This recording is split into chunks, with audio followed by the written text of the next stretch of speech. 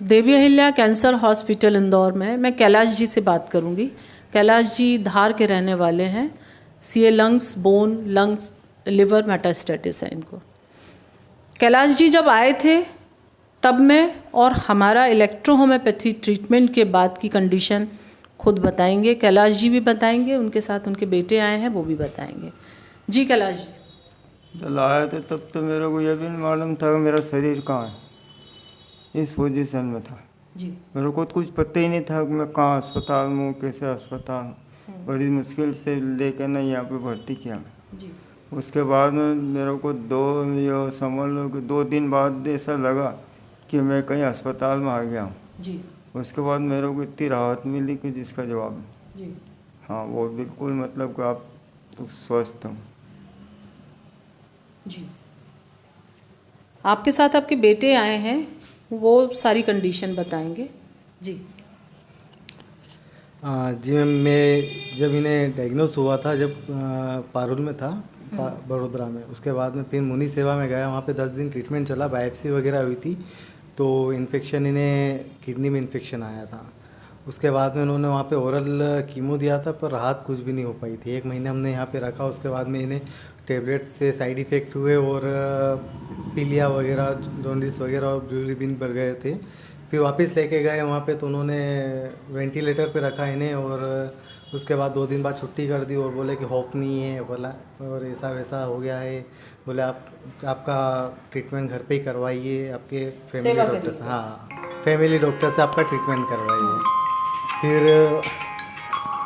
उसके बाद में फिर हमें यहाँ का पता चला था, तो पहले हम हिम्स में गए थे।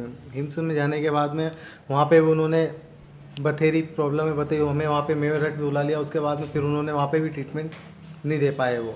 उसके बाद फिर हम वापस यहाँ पे आए, और यहाँ पे आने के बाद हमें जो राहत मिली और रिजल्ट आपके सामने, सबके सामने ही है।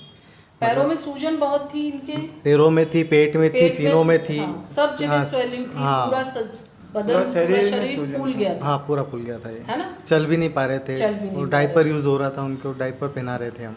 उस समय डायपर पहना के आप यूज कर रहे थे, और उसी से इनका सारा दिनचर्या हो रही थी। लेकिन अभी ये खुद से चल पा रहे हैं, खुद से चल पा रहे हैं, बातचीत कर रहे, बोल भी नहीं पा रहे थे। मतलब ये कुछ बोलते तो समझ में भी नहीं आती थी, पर आज ये है कि बिल्कुल नॉर्मल तरीके से जो पहले बात करते थे ऐसे ही बात करते पूरी। जी हाँ। कुछ रिपोर्ट्स मेरे पास हैं जो हमने कराई थी, जो आप लेके आए थे तब इनका बिलिरुबिन था 13.5, अब इनका बिलिरुबिन 5 पे आ गया है। हाँ।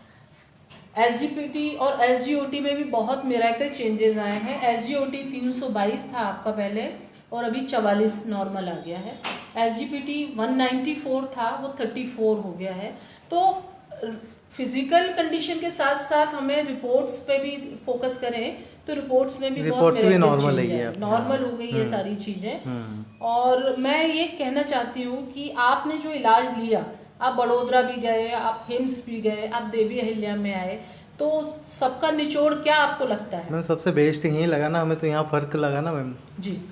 अगर वहाँ फ़र्क आता तो हम यहाँ आते भी नहीं। निश्चित। हाँ, और मैं ये आप ही के द्वारा से ये संदेश देना चाहती हूँ लोगों को। आप खुद बोलिए कि अगर किसी को ये बीमारी है तो इससे घबराना नहीं है, और इससे इलाज संभव है। मतलब इतना बिलिरुबिन बढ़ने के बाद इतनी मिरेकल चेंजेस आए हैं, तो निश्चित इलेक्ट्रोहोम्योपैथी में बहुत दम है, बहुत अच्छे से इससे इलाज हो सकता है।